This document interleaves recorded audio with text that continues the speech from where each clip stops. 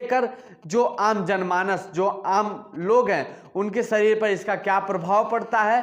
अब ये तो कहीं ना कहीं जिस तरह से हमारी जो संयुक्त टीम है, जो ये बता दें कि आए दिन नए नए मामले सामने आते हैं दवाइयों को लेकर। कभी 646 करोड़ का मामला आता है, कभी कोई मामला।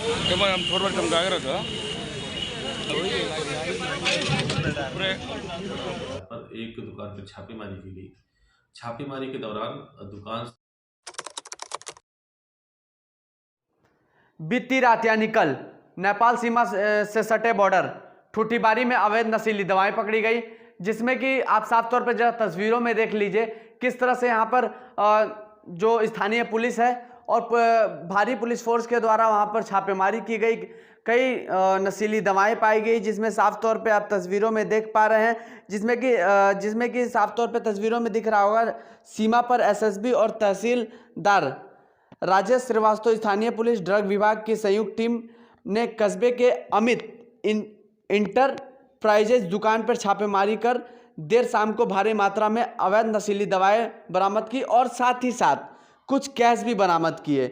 मौके पर 2 लोगों की गिरफ्तारी भी की गई। साथ ही साथ आपको बता दें, यह वही भारत सीमा का ठूठीबारी कस्बा है जहां पिछले करीब 2 वर्ष पूर्व 686 करोड़ का नशीली दवाओं का मामला भी सामने आया था, जिन पर कार्रवाई भी की गई थी। और साथ ही साथ आपको यह बता दें, जितनी भी नशीली दवाई की अगर कारोबारी यहाँ पे की जाती है तो ये पगडंडियों के रास्ते नेपाल में इसका कारोबार किया जाता है। आज दिनांक 14 फरवरी को थाना ठूठीबारी अंतर्गत कस्बा ठूठीबारी में पुलिस, एसएसबी, ड्रग डिपार्टमेंट तथा एक्साइज डिपार्टमेंट की संयुक्त टीम द्वारा गोपनीय सूचना के आधार पर एक दुकान पर छापेमारी की गई। छापेमारी के दौरान दुकान से काफ़ी मात्रा में अवैध नशीली दवाएं बरामद हुई हैं। मौके से 2 व्यक्तियों को गिरफ्तार भी किया गया, जिसमें एक पुरुष तथा एक महिला है। बरामदगी के आधार पर अभियोग पंजीकृत कर अग्रिम। अब सवाल इस पर यह बनता है, अगर जो अधिकारी हैं, जो कस्टम विभाग के अधिकारी हैं और जो स्थानीय पुलिस है इतनी चकाचौबंद रहती है, तो भी किस तरह से इस तरह के नशीली दवाइयों का कारोबार कर लिया जाता है।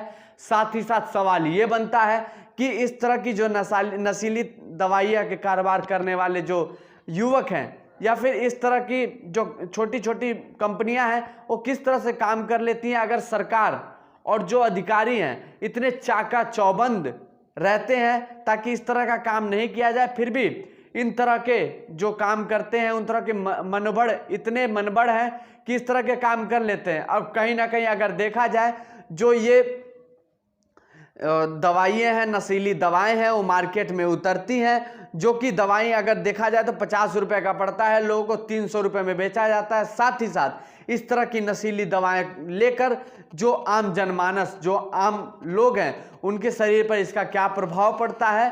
अब ये तो कहीं ना कहीं जिस तरह से हमारी जो संयुक्त टीम है, जो अधिकारी हैं, जो पुलिस बल है, वो किस तरह से काम कर रही है, कहीं ना कहीं सराहनीय है। आए दिन समय समय पर छापेमारी करके इस तरह से नशीली दवाएं पकड़ी जा रही हैं और नए नए कानून बनाए जा रहे हैं इस तरह के कारोबार पर पाबंद लगाने के लिए। इस तरह से जो सरकार है और जो अधिकारी हैं, एक तरह से अगर कहा जाए तो सराहनीय है। और साथ ही साथ आपको यह भी बता दें कि आए दिन नए नए मामले सामने आते हैं दवाइयों को लेकर। कभी 646 करोड़ का मामला आता है, कभी कोई मामला सामने आता है, कभी कोई मामला सामने आता है।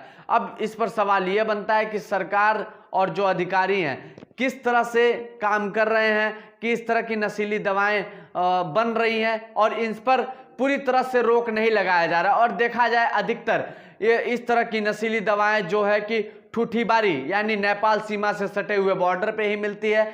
पगडंडियों के रास्ते इसको दूसरी देश भेजा जाता है और जो दवाई 50 रुपए की, उस दवाई को 300 रुपए में बेचा जाता है। इससे आम जनमानस के सेहत पे क्या प्रभाव पड़ता है, जो मरीज है उनको बहुत ही समस्याओं का सामना करना पड़ता होगा। बाकी आपसे आगे